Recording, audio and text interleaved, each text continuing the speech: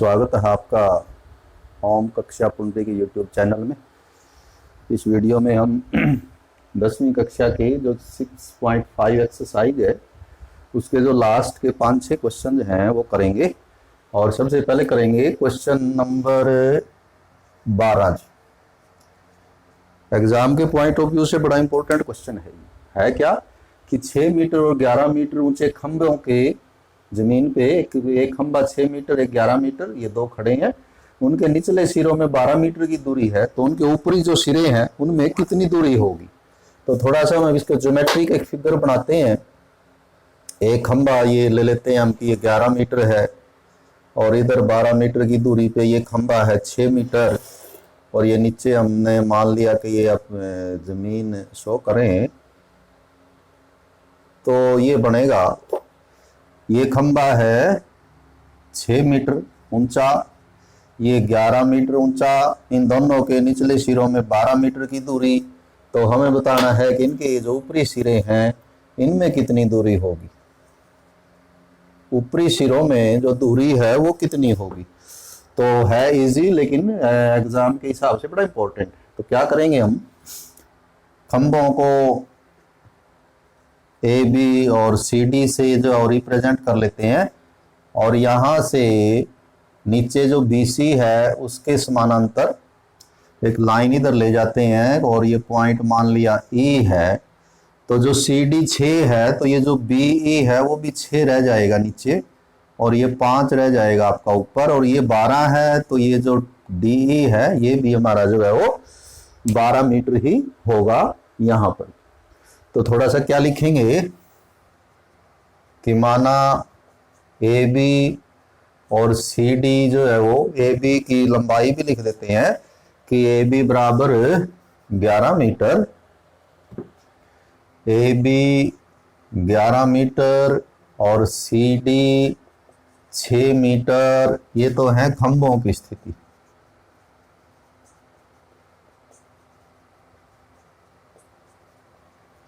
तो चित्र अनुसार बहुत ज़्यादा न लिखते हुए चित्र अनुसार कि चित्र से देख के हम ये कहेंगे कि जो डी ई है वो होगी 12 मीटर और जो ए ई है वो हो जाएगी 11 में से ये 6 जो नीचे है वो कम कर देंगे तो ये हो जाएगी 5 मीटर। तो चित्र के अनुसार क्या निचले सिरों में 12 मीटर है तो यहाँ भी 12 मीटर होगा, ये 6 नीचे छोड़ के 5 मीटर ऊपर रह जाएगा ये खंभा। तो अब ये समकोण त्रिभुज बनेगी, हमारा जो आंसर है वो आएगा इस त्रिभुज से और ये यहाँ पर 90 का कोण है तो ये समकोण त्रिभुज है। नाम बन जाएगा इसका ए ई डी। ए ई डी में हमें खंभों के ऊपरी सिरों के बीच की दूरी निकालनी है तो हमें ए डी निकालना है। तो पाइथागोरस थ्योरम से हम ए डी स्क्वायर निकाल सकते हैं। 90 का कोण यहाँ है तो ये कर्ण है तो ये दोनों भुजाओं के वर्गों का योग होगा, यानी ये होगा डी ई स्क्वायर जमा में ए ई स्क्वायर। डी ई जो है वो 12 है और ए ई जो है वो 5 है। तो 12 का वर्ग 12 गुणा 12 144, 5 का वर्ग 5 गुणा 5 25, तो दोनों को जोड़ लेंगे 169। तो ये ए डी स्क्वायर है। तो ए डी जो है वो आएगा दोनों और वर्गमूल लेने पर, वर्गमूल लेंगे इधर ए डी रह जाएगा, इधर वर्गमूल हो जाएगा 169 और ये आ जाएगा 169 का वर्गमूल 13 मीटर। तो ये हमारा आंसर होगा फाइनल कि उनके ऊपरी सिरों में जो है वो 13 मीटर की दूरी होगी। तो ये था क्वेश्चन नंबर 12। ये एप्लीकेशन थी कि पाइथागोरस थ्योरम की सहायता से हमारे डेली लाइफ की कुछ स्थितियों में हमें कुछ ऐसे आंकड़े ज्ञात करने हों तो वहाँ हम इसको पाइथागोरस थ्योरम की हेल्प जो है वो ले सकते हैं। तो अब अगला फिर दोबारा ज्योमेट्रिकल एक प्रॉब्लम है और प्रॉब्लम ये है कि एक समकोण त्रिभुज है ए बी सी जिसका कोण सी जो है वो 90 डिग्री का है। तो एक समकोण त्रिभुज बनाए 13वें में और उसका जो कोण सी है वो बनाएंगे हम 90 डिग्री। तो ये यहाँ पर हम सी लिखेंगे और इनको ये हो गया इसका कर्ण तो कुल मिला के ये फिगर है कि सी यहाँ लिखना जरूरी है, उसने दिया है कि सी 90 का है, तो ए और बी आप कहीं लिख लें। मान लिया हम यहाँ ए लिख देते हैं, यहाँ बी, और ये फिर कहता है कि डी और ई ए सी और बी सी पर कहीं पॉइंट है, कहीं भी ले सकते हैं हम, कहीं भी डी ले लें, और इसी तरह बी सी पे कहीं भी ई ले लें, और फिर इसको मिला दें यदि, तो यदि हम इसको मिला दें डी ई को, तो इसी के ऊपर जो है इसने जो एक रिजल्ट बनाया है कि आप ये कहीं भी ले लें, डी और ई, डी आप कहीं ले लें पूरी लंबाई पे, इस पे पूरी भुजा पे, और ई भी कहीं ले लें, तो क्या होगा, तो हम इसमें क्या क्या दिया हुआ पहले वो लिख देते हैं। दिया है इसमें समकोण त्रिभुज एबीसी, समकोण त्रिभुज एबीसी जिसमें जो सी है वो 90 डिग्री का कोण है, और डी और ई क्रमशः डी जो है वो ए सी और ई जो है वो बी सी पर बिंदु हैं जी। तो जैसे पहले आपको बताया कि ये कहीं भी ले सकते हो आप। यदि ऐसा है तो ये कहता है कि सिद्ध कीजिए, क्या सिद्ध करना है, सिद्ध करना है कि ये जो दो रेखाखंड आएंगे, दो भुजाएं आएंगी, दोनों कि इसका वर्ग जमा में इसका वर्ग, यानी कि ए ई का ए ई जमा बी डी, अभी हम मिलाएंगे और समकोण त्रिभुजें बनेंगी। जैसे ये यहाँ मिला दें आप, ये तो ए ई बनेगा, इसको इधर मिला दें तो ये बी डी बनेगा। तो हमें प्रूव करना है कि ए ई स्क्वायर जमा में बी डी स्क्वायर बराबर होगा इन दोनों के वर्गों का योग। किसका बोला, एक हो जाएगा ए बी स्क्वायर और एक हो जाएगा इधर से डी ई स्क्वायर। तो ये पॉइंट हम कहीं भी ले लें, डी यहाँ ले लें, ई यहाँ ले लें, फिर भी यही रिजल्ट रहेगा कि a e square plus b D square बराबर होगा a b square plus d e square. तो बड़ा आसान है इसका प्रमाण, हमें ज़्यादा कुछ करना भी नहीं है। देखिए यहाँ पर 90 का कोण है, तो यहाँ कई समकोण त्रिभुजें बन सकती हैं। जैसे ये छोटी है, ये भी समकोण है, यदि हम ये लें ये भी समकोण है, ये लें ये भी समकोण है, पूरी जो बड़ी है वो तो समकोण त्रिभुज है ही। तो जो भी त्रिभुज यहाँ तक आएगी वो समकोण हो जाएगी। तो देखते हैं तो हमें निकालना ए ई, तो एक ऐसी समकोण त्रिभुज लेंगे इसमें जिसकी भुजा ए ई हो, ये ए है ये ई है, यहाँ तक जाएंगे तो समकोण बनेगी। तो क्या नाम बन जाएगा इसका, ए ई सी या ए सी ई कुछ कह लें आप। समकोण त्रिभुज ए सी ई में ए ई स्क्वायर क्या होगा, यदि ये कर्ण है तो बाकी दोनों भुजाओं के वर्गों का योग होगा, और यदि कर्ण नहीं है तो फिर कर्ण के वर्ग में से घट। तो देखते हैं हम ए ई 90 का कोण यहाँ इसके बिल्कुल सामने कर्ण होता है, तो ये तो कर्ण हुआ, तो ये बाकी दोनों भुजाओं के वर्गों का योग होगा। तो एक भुजा तो हो जाएगी इधर से ए सी और एक भुजा इधर से हो जाएगी इसकी सी ई। अब निकालेंगे बी डी, तो एक ऐसी समकोण त्रिभुज लें, इसी प्रकार समकोण त्रिभुज लेनी है, वो भी देखें क्या नाम बनेगा, बी डी। तो ये बी है ये डी है और यहाँ सी पे 90 का है, तो ये बन जाएगी हमारी बी सी डी में, बी सी डी में तो बी डी स्क्वायर। अब वो B D square, B D उसमें कर्ण बनेगा क्योंकि 90 कोण यहाँ है, तो ये कर्ण बनेगा। तो ये बाकी दोनों भुजाओं के वर्गों का योग, तो इधर हो जाएगा बी सी स्क्वायर और इधर इसकी भुजा आएगी सी डी।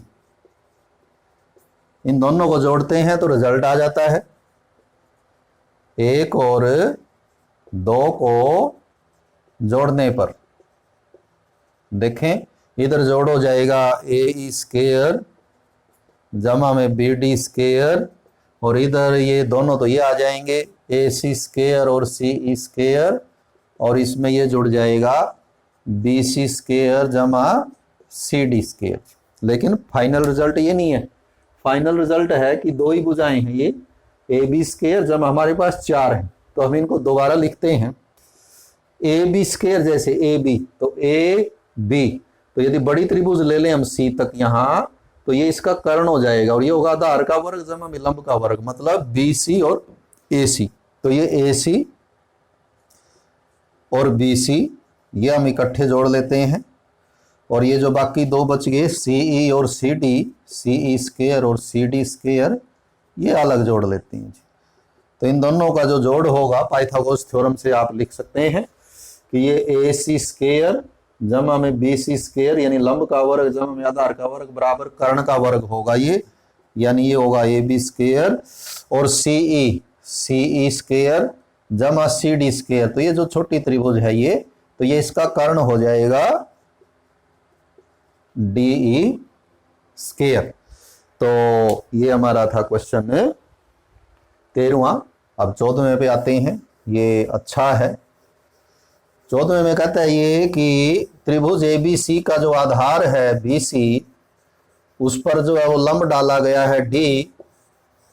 एक त्रिभुज है, उसके ऊपर जो है वो उस ऊपर जो शीर्ष ए है वहां से लंब डाला गया है बीसी के ऊपर, और लंब ऐसे डाला गया है कि जो भुजाएं हैं वो इसने दी हैं।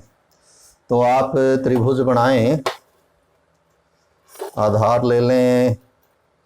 तो ये मान लिया उसका आधार है बीसी, तो ये हमने ले ली इधर से ए और इधर से हो गया जी ये। तो यहां से लंब डाला गया है ए से नीचे, तो लंब होता है बिल्कुल सीधी रेखा, तो ये हो गया लंब आपका।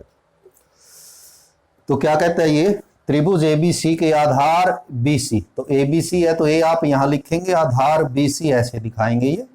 यदि हमने यहां ए लिख दिया तो फिर बीसी आधार इधर चला जाएगा, फिगर अलग तरह से बनेगी। तो बेहतर यह है कि फिगर हम ठीक बनाएं, ए ऊपर लिखें शीर्ष, बीसी नीचे लिखें, ताकि लंब वगैरह डालने में और लिखने में हमें आसान रहे। और क्या किया गया है, डी डाला गया है यहां, लेकिन ये डालने से ये क्या कहता है कि जो डी बी है, डी बी वो कितना है 3 सी डी। कहने का मतलब कि ये और ये क्या संबंध है इसमें कि ये इधर वाला जो है वो 3 गुना है, तो डी बी 3 गुना है सी डी का। तो ये नाम ये तो उल्टा हो जाएगा, यहाँ तो डी बी हमारा छोटा है, डी सी बड़ा है, जबकि ये कहता है कि डी बी जो है वो डी सी का 3 गुना है। तो आप ये करें, सी इधर कर दें, डी इधर कर दें। ये भी जरूरी है कि ऐसे लिखें, क्योंकि तभी जो उसने दिया हुआ है वो कहीं ना कहीं वेरीफाई हो पाएगा या कोरिलेट हो पाएगा। ये क्या कहता है कि जो डी बी है, डी बी और डी बी हो जाएगा अब हमारा ये इधर बड़ा हिस्सा, ये कितना है 3 सी डी, इसका 3 गुना है। तो इसको हम यूं भी समझ सकते हैं कि सारे के यदि हम 4 पार्ट करें, ये पूरी बीसी के यदि हम 4 पार्ट करें तो 3 इधर रह जाते हैं और 1 इधर रह जाता है, यानी ये एक हिस्सा है और ये 3 हिस्से हैं। ऐसे ये कि इसकी जो फिगर है, जो चित्र है वो ऐसा है कि यहाँ से जब लंब डालते हैं तो इधर 1 हिस्सा बचता है और इधर 3 हिस्से बचते हैं। तो यदि इस डाटा के साथ सिद्ध ये करना है कि 2ab स्क्वायर बराबर ये होगा, तो पहले हम लिखेंगे कि क्या दिया हुआ है। तो दिया है त्रिभुज ABC जिसमें जो ये AD है वो लंब है BC पर, साथ ही साथ क्या है कि जो BD है, यानी कि लंब ऐसे पड़ता है कि जो BD है वो 3 CD के बराबर है। BD जो है वो 3 CD के बराबर है। और सिद्ध करना है कि यदि ऐसा है तो 2ab स्क्वायर बराबर होगा 2ac स्क्वायर जमा BC स्क्वायर। तो पाइथागोरस थ्योरम यूज करेंगे हम। अब पाइथागोरस थ्योरम तभी लगती है जब कोई समकोण त्रिभुज बनती हो। अब ये जो बड़ी त्रिभुज है हमारी ABC, ये तो कहीं समकोण त्रिभुज नहीं दी, लेकिन यहाँ 90 का कोण बनता है, तो यहाँ 2 त्रिभुज समकोण बन जाती हैं, एक इधर बनती है एक इधर बन जाती है। तो हम इन दोनों में पाइथागोरस थ्योरम यूज कर सकते हैं जरूरत पड़ने पे। तो हमें क्योंकि AB स्क्वायर प्रूव करना है, तो और AB जो है वो इसकी भुजा है और समकोण त्रिभुज लेंगे तभी हम आगे बढ़ पाएंगे। तो समकोण त्रिभुज तो फिर यहाँ बनेगी आके, तो इसलिए इसके प्रमाण में हम कहाँ से शुरू करते हैं, हम त्रिभुज लेते हैं और ये समकोण है, समकोण त्रिभुज, जब हम समकोण लिख देते हैं तो फिर नीचे फिर ये लिखने की जरूरत नहीं, पाइथागोरस थ्योरम, समकोण त्रिभुज ए बी डी में डी तक रहना है ताकि हम पाइथागोरस थ्योरम यूज कर पाएंगे।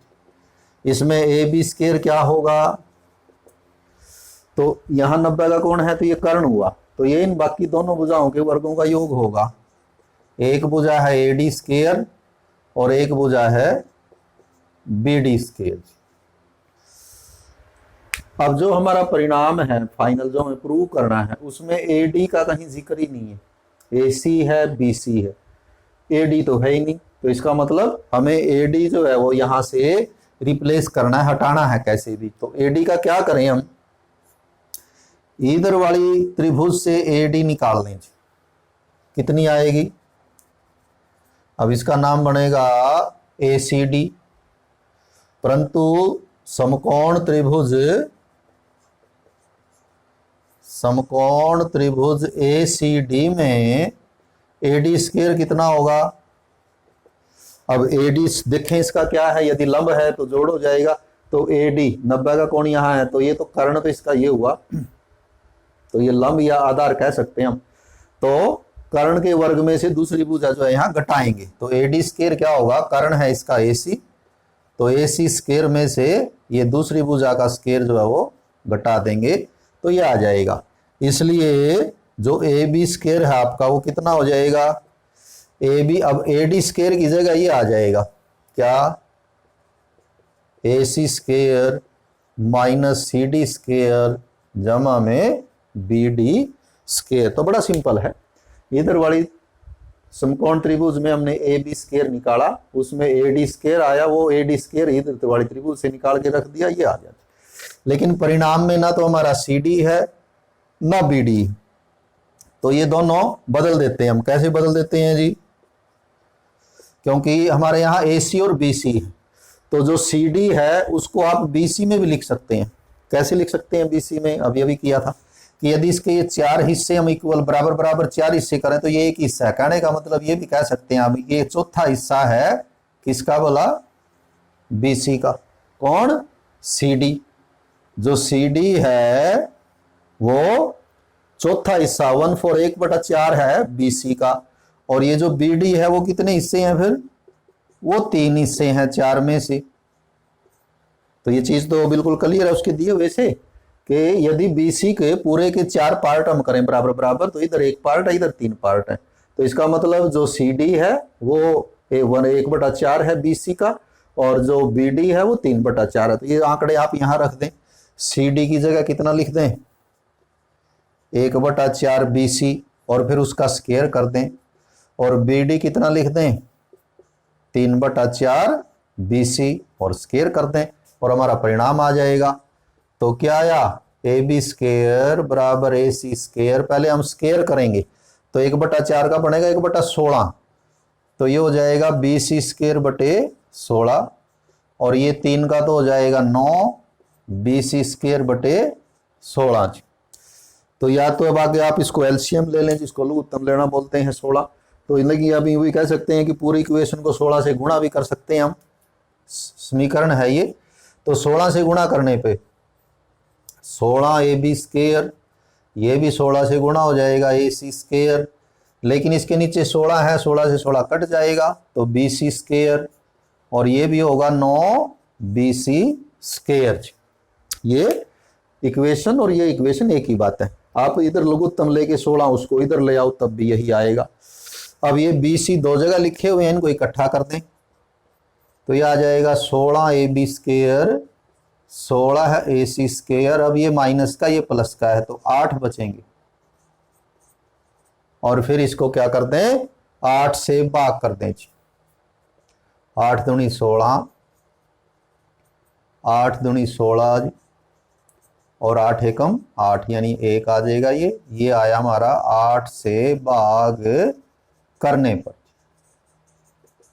8 से भाग करने पर क्या परिणाम आ गया हमारा कि जो हमें सिद्ध करना था कि 2 ए बी स्क्वायर बराबर 2 ए सी स्क्वायर जमा में बी सी स्क्वायर। तो बिल्कुल सिंपल है, यहां से क्या निकाल के चलें, ए बी स्क्वायर, उसमें ए डी स्क्वायर आएगा, ए डी स्क्वायर को यहाँ से निकाल के रख दें और रखने के बाद ये जो आपके सी डी और बी डी आए हैं इन दोनों को बदल दें, दोनों को बी सी में लिख दें, सी डी की जगह 1/4 बी सी और बी डी की जगह 3/4 बी सी। बाकी तो जो है वो कैलकुलेशन है, तो हम अपना रिक्वायर्ड जो रिजल्ट हमारा उस पर पहुंच जाएंगे। तो 15वां है, वो भी इसी तरह का एक रिजल्ट है लेकिन वो बहुत इंपॉर्टेंट है। तो जो दीर्घ उत्तरात्मक आते हैं 5-5 नंबर के सवाल, उनमें ही आ सकता है, ये बड़ा इंपॉर्टेंट है कि समबाहु त्रिभुज में डी बी सी पर इस प्रकार है कि जो बी डी है लगभग ऐसा ही है, उसके भी भाग किए हुए हैं। अब वो भाग कैसे किए हुए हैं देखिए। पहले तो वो कहता है कि एक समबाहु त्रिभुज है। समबाहु त्रिभुज का मतलब ऐसी त्रिभुज जिसकी तीनों भुजाएं जो है वो बराबर हों, तो वो आप बना लेंगे समबाहु त्रिभुज।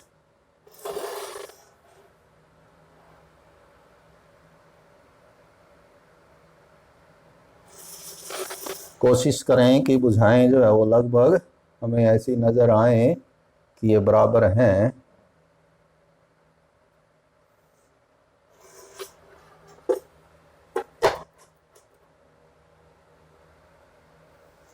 तो ये हमने बना लीजिए समबाहु त्रिभुज।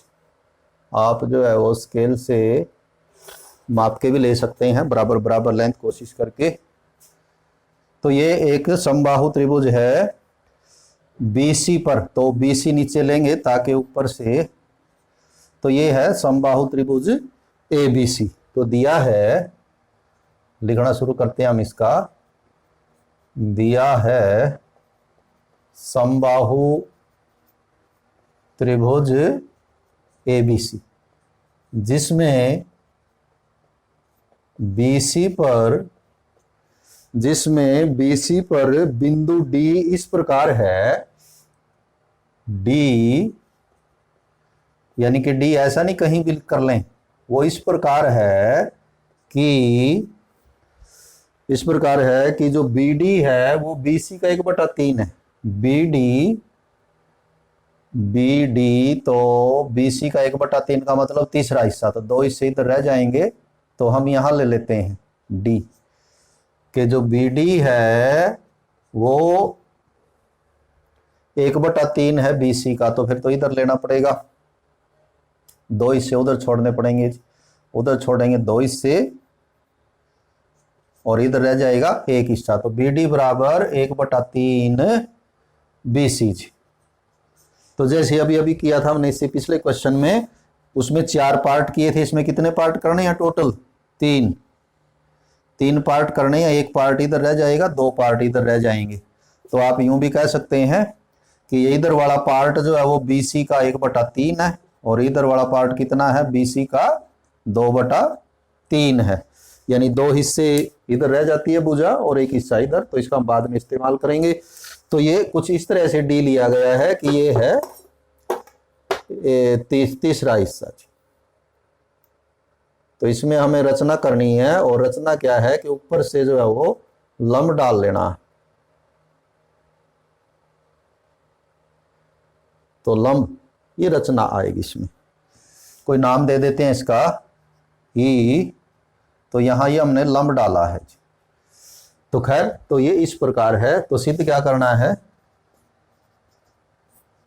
सिद्ध करना है इसमें कि AD स्क्वायर का 9 गुणा AD, ये जो AD आया है इसका 9 गुणा बराबर होगा भुजा का 7 गुणा। भुजा का 7 गुणा, भुजा तीनों बराबर हैं तो AB स्क्वायर लिखा है इसने। AB का 7 गुणा और AD का 9 गुणा बराबर होंगे। जब भी आप क्या बनाएंगे, कोई चाहे छोटी बनाए चाहे कोई बड़ी बनाए, समकोण ये एक समबाहु त्रिभुज बनाए, तीनों बराबर लें, उसमें से ये D इस प्रकार लें कि इधर 1 हिस्सा बचे, इधर 2 हिस्से बचे, तो ये हमेशा इसका जो 9 गुणा है भुजा के 7 गुणे के बराबर आएगा। सिद्ध कीजिए। तो थोड़ी सी इसमें जैसे रचना अभी की थी हमने, तो इसमें करेंगे। और वो रचना क्या है कि जो AE है वो लंब डाल लेना है BC पे। तो प्रमाण बड़ा सिंपल है क्योंकि त्रिभुज जो है वो समबाहु है, तो ए बी बराबर ए सी है। कारण भी चाहे तो आप लिख दें कि त्रिभुज कैसी है, समबाहु है, तीनों भुजाएं बराबर हैं। तो तीनों भुजाएं बराबर हैं तो ए बी और ए सी भी बराबर होंगे। इसलिए क्या होगा कि जो लंब है, जो आपने ए ई लंब डाला है, तो जो ई है वो बी सी को समद्विभाजित करेगा, बीच में काटेगा। बी सी को समद्विभाजित, ये हमारा परिणाम है जो हमें अलग से पता होना चाहिए, इसका ज्ञान होना चाहिए। समद्विभाजित करेगा, इसकी हमें जरूरत पड़ेगी। मतलब आधा इधर बचेगा और आधा इधर बचेगा, बिल्कुल बीच में आएगा ये, तो ये परिणाम की जरूरत पड़ेगी। अब शुरू करते हैं हम, बस कहां से, यहीं से। तो ए बी स्क्वायर से शुरू कर लेते हैं हम, ए डी स्क्वायर आ जाएगा। सीधा ए डी से शुरू करेंगे तो कर तो सकते हैं ए डी से भी, लेकिन बेटर है कि हम ए बी स्क्वायर। तो क्या करें, एक ऐसी समकोण त्रिभुज इसमें से लिखें जिसकी एक भुजा ए बी हो और वो समकोण भी हो। तो ये ए बी है त्रिभुज, तो यहां भी बनती है, लेकिन ये तो समकोण तो नहीं है। यहाँ डी पे तो ऐसा कहीं नहीं लिखा हुआ कि 90 का कोण है। हाँ, यहाँ 90 का कोण है, तो क्या बन सकती है, ए बी ई। तो लिखेंगे समकोण त्रिभुज ए बी ई में ए बी स्क्वायर निकालें जी। 7 तो बाद में अपने आप आ जाएगा। तो ए बी स्क्वायर, तो ए बी जो है क्योंकि 90 का कोण है तो ये कर्ण हुआ, तो बाकी दोनों भुजाओं के वर्गों का योग आ जाएगा। तो एक तो आ जाएगा इधर से बी ई स्क्वायर और एक आ जाएगा इधर से ए ई स्क्वायर। अब बी ई जो है, बी ई तो बी सी का आधा है, तो हम इसको बी सी में कन्वर्ट कर सकते हैं। लेकिन उससे पहले भी क्या है, बल्कि कि हमें ए डी की भी जरूरत है। जब तक ए डी नहीं आएगा तो हमारा परिणाम कैसे आएगा। तो अब यहां हम आगे ए डी ले आने के लिए क्या करें कि ऐसी समकोण त्रिभुज ले लें जिसकी भुजा ए डी हो, और वो कौन सी है, ए डी ई में। इसमें से क्या निकालें फिर हम, ये ए ई स्क्वायर को बदल देते हैं। ए ई स्क्वायर को इसमें से चेंज करो निकाल के, तो क्या है कि ये कर्ण के वर्ग में से आधार का वर्ग घट जाएगा, तो ये चेंज कर देते हैं। तो बी ई स्क्वायर और ए ई की जगह कितना आ सकता है, A D square minus D square. आप सामने लिख सकते हैं कि ये कहां से आया, कि समकोण त्रिभुज कौन सी, ए डी ई में। ए डी ई में क्या होगा, जो ए डी स्क्वायर है या इसका कर्ण हो जाएगा ए डी स्क्वायर, तो ये बाकी दोनों का जोड़ होगा, डी ई जमा में ए ई, ये आप सामने लिख सकते हैं। और फिर यहां से क्या, हमें तो क्या ए ई की वैल्यू चाहिए थी, तो डी ई इधर आगे घट जाएगा, तो वही हमने लिखा हुआ है। अब देखिए, बस आपको परिणाम के लिए क्या करना है, सिर्फ इन सभी को, बी ई को और ए डी तो हमें रखना ही है, और डी ई को किस में लिखना है, भुजाओं में लिखना है, बी सी में लिखना है, बी सी में, ए सी में या ए बी में। तो इसको तो लिखना आसान है। क्यों आसान है, क्योंकि ये मध्य बिंदु है। तो बी ई की जगह तो हम बड़ा आसानी से लिख सकते हैं बी सी बटे 2। ए डी हमें रखना ही है क्योंकि ए डी स्क्वायर तो इसमें परिणाम नहीं है। अब बात रहेगी डी ई। अब डी ई को आप बी सी में नहीं लिख सकते, ये पता ही नहीं कितनी है, तो इसको हम थोड़ा सा बदल देते हैं। क्या बदलते हैं, डी ई का ऐसा करते हैं, पूरा बी ई लिख के बी ई और उसमें से बी डी घटा देते हैं। देखें आप, ये सही लिखा या नहीं लिखा। हमें किसकी वैल्यू लिखनी है, डी ई की। हमने क्या किया, पूरा बी ई लेके उसमें से बी डी घटा दिया जी। ऐसा क्यों किया, क्योंकि हमें पता है कि ये बी सी का आधा है, ये बी सी का तिहाई है, तो हम इसको बी सी में लिख पाएंगे। तो देखो कितना हुआ, बी सी स्क्वायर बटे 4, ये हो गया ए डी स्क्वायर। अच्छा, बी ई कितना हो जाएगा अभी बताया, बी ई तो हो जाएगा बी सी का आधा बटे 2, और बी डी दिया हुआ है, बी डी एक तिहाई है किसका, बी सी का, तो ये है बी सी बटे 3 का वर्ग। और इधर आपका ए बी स्क्वायर है। तो यही इसमें एक मेन स्टेप है जो हमें थोड़ा सा समझना है, बाकी तो बिल्कुल ईजी है क्योंकि हमने ए बी स्क्वायर लेके चले हम, कर्ण का वर्ग बराबर आधार का वर्ग जमा लंब का वर्ग। उसमें जो ये बी ई, ये जो ए ई आया था उसको हमने चेंज कर दिया ए डी में, और अब इन सबको बी सी में हम बदल रहे थे। तो ये एक स्टेप देख लेंगे। अब तो कैलकुलेशन है, कर दें कैसे, BC स्क्वायर बटे 4 जमा AD स्क्वायर माइनस, पहले तो इनको घटाएंगे हम लोग, उत्तम आएगा इन दोनों का 6, 2 तिया 6, 3 BC, 3 दूनी 6, 2 BC, और फिर उसका वर्ग भी करना है। अब ये कितने BC बचेंगे वो देख लें, 3 BC में से 2 BC गए तो 1 BC बचेगा, और उसका वर्ग भी कर देते हैं।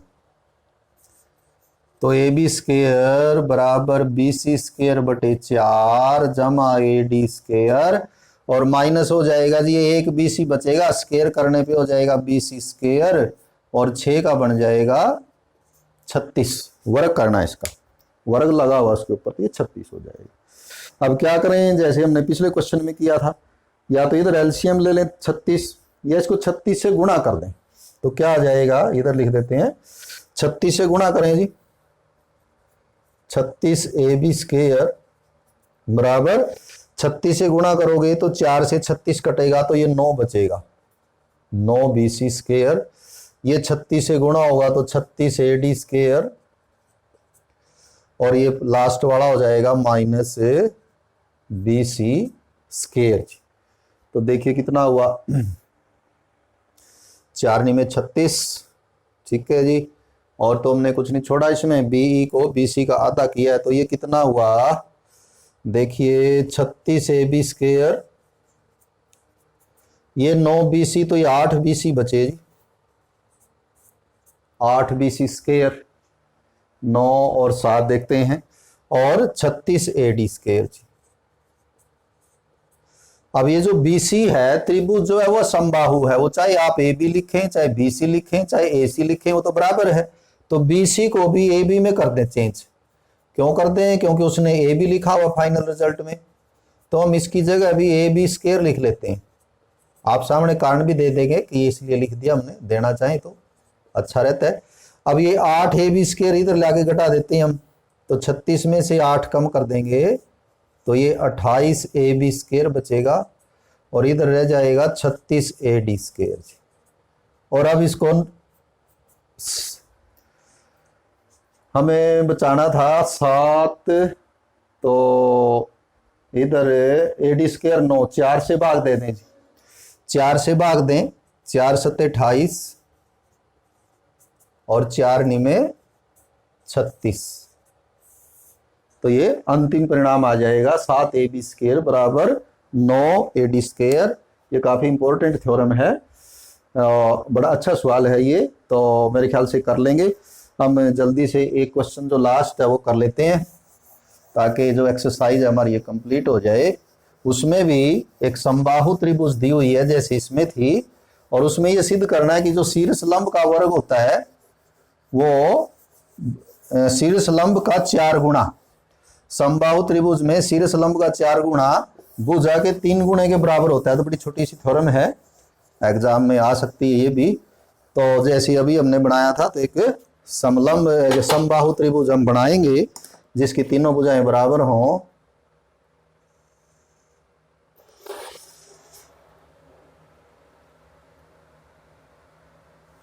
तो ये हमने दोबारा फिर एक समबाहु त्रिभुज जो है वो बनाई है।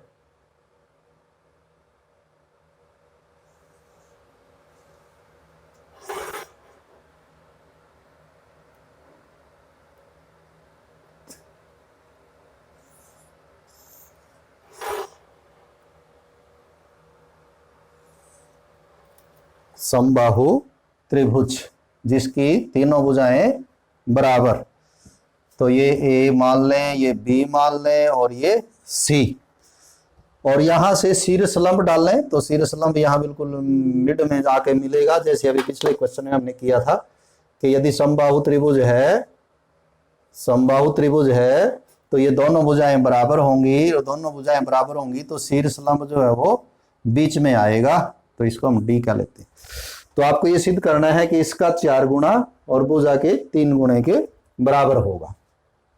तो करते हैं, तो दिया है समबाहु त्रिभुज ABC